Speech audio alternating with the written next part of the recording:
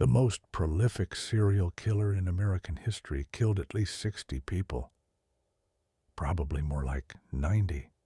You've never heard his name. And the man you have heard of, the one with the documentaries, the movies, the Netflix series, killed a fraction of that number. So here's the question nobody asks. If it isn't the body count that makes a killer famous, then what is it? Turns out there's a system, 7 levels to it, and almost nobody makes it to the top. Most people think infamy is earned by horror. The worse the crime, the bigger the name. It feels right. It's also completely wrong, because fame isn't given to the deadliest. It's given to the ones who, by accident or on purpose, hand the world the right ingredients. A face, a name, a story that fits. What you're about to see is a ladder, 7 rungs. Each one adds something, and most killers fall off before the 3rd. By the time we reach the top, you'll understand exactly why we remember the names we remember, and why the worst of them all is a name you'll forget by tomorrow. Start at the bottom. Level 1 isn't infamy at all. It's the killers nobody knew existed, the ones whose victims were written off as overdoses, as accidents, as people who simply wandered off and never came back. This is where most killing actually lives, not in headlines, in case files that were never even opened. A death ruled undetermined. A missing person nobody filed a report for. The thing that keeps a killer on level 1 isn't being clever. It's who they choose. Pick victims the world is already ignoring, and the world keeps ignoring them after they're dead. Remember that. It comes back. Level 2. The crime gets noticed, but only nearby. A town knows, a city knows. The local paper runs it for a week. Maybe there's an arrest, maybe a trial that fills the courthouse. And then it fades, because it never left the county line. These are the killers your grandparents in one specific town might remember, and nobody else on earth does. They had everything except reach. No hook the national press could pick up and carry. What separates level 2 from everything above it is a single thing: transmission. Does the story travel? Most don't. Most die where they happened. Level 3 is where the body count finally starts to matter, but not the way you'd think. A number only becomes famous when it's shocking enough to print and clean enough to repeat. 33, 49. A figure a newsreader can say in one breath. And this is the trap. The killers with the highest counts often don't make it here, because their victims came in over decades, across state lines, ruled as unrelated deaths. No single number ever formed. No headline could hold it. So, a man who killed 30 in one house becomes a legend. A man who killed 90 across 16 states quietly stays a ghost. The number doesn't have to be the biggest. It has to be sayable. Level 4. This is where a killer stops being a person and becomes a brand. The Night Stalker, the Killer Clown, Son of Sam. These aren't names. They're products. A name you can put in a headline sells papers in a way that an unidentified man, 34, never will. Sometimes the police coin it. Sometimes a reporter does.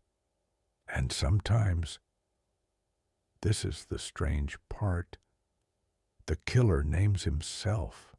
The man who called himself BTK once wrote to a TV station and asked almost plaintively, "How many people do I have to kill before I get a name in the paper?" He understood the system better than the system did. He knew the nickname was the thing that lasts. A nickname is portable. It survives when the facts blur. Decades later, people who couldn't tell you a single detail of the crimes can still tell you the name. Level 5. Now it needs a face, and not just any face. The public has a picture in its head of what a monster looks like. Level 5 killers became famous partly because they broke that picture. The respectable neighbor, the man who looked like he could be your boss, your teacher, the guy who fixed your car. When the face doesn't match the crime, the brain can't let it go. We stare at the photograph, trying to find the evil in it, and we can't. And that not finding is exactly what hooks us. It's the same reason we can't look away from a wreck on the motorway. This is also where an ugly bias lives. The killers who got the documentaries were, overwhelmingly, the ones the media found photogenic. There's a specific documented reason certain killers were turned into icons, while others, with worse records, were left in the dark. We'll be honest about that reason before the end. Level 6. The rarest air below the summit. This is where a killer acquires a narrative, a story. The culture can tell itself over and over. A motive that feels like it means something. A childhood that seems to explain it. A trial with a twist, an escape. A courtroom performance. Something that turns a series of murders into a plot, beginning, middle, and a monster at the center who seems to want the audience watching. Because some of them did want it. The ones who taunted police, who sent letters, who treated the investigation like a stage. They weren't just killing. They were performing, and a performance needs a crowd. They built their own myth in real time, and we've been retelling it ever since. The story is what outlives everything. The number fades. The facts get muddled. But a good story is immortal. That's the cruel engine underneath all of this. We keep these men alive because they make good stories. Level 7. The summit. The household name. To get here, you need all 6 rungs at once. The shocking but sayable number. The nickname. The face that breaks the pattern. The story that won't die. And then one final ingredient that can't be manufactured. Timing. The right killer at the right cultural moment, when the country was already afraid and the cameras were already rolling. There are maybe a handful of these in a century. You can name them without trying. And that's the proof of the whole system. Their fame has outgrown their crimes. We don't remember them because of what they did. We remember them because of what we built on top of what they did. The films, the books, the merchandise, the fans. The crime was just the seed. We grew the rest.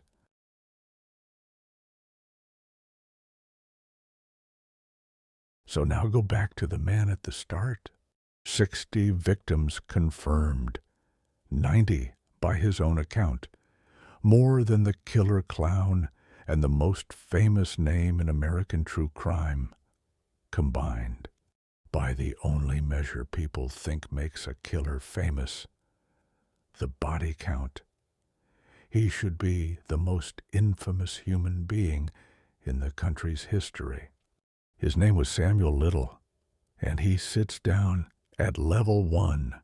Run him up the ladder and watch him fall off every rung. His victims were women the world had already decided not to look for. No single shocking number ever formed, because the killings were scattered across 16 states over 35 years. No nickname stuck. No documentary crew came. There was no story, just a quiet, patient man and a trail of people nobody was counting. He even said it himself. He believed he'd never be caught, because he knew no one was keeping track of who he took. He was right for 40 years. So here's what the 7 levels actually measure. Not evil, not danger, not how many people a man killed. They measure how good a story he made and how much we wanted to hear it.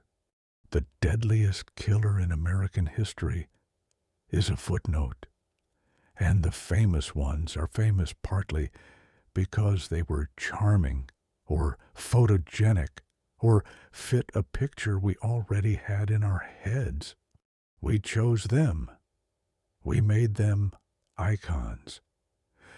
And every time we did, we looked straight past the people who killed far more, because their victims and their stories were ones we'd already decided to ignore.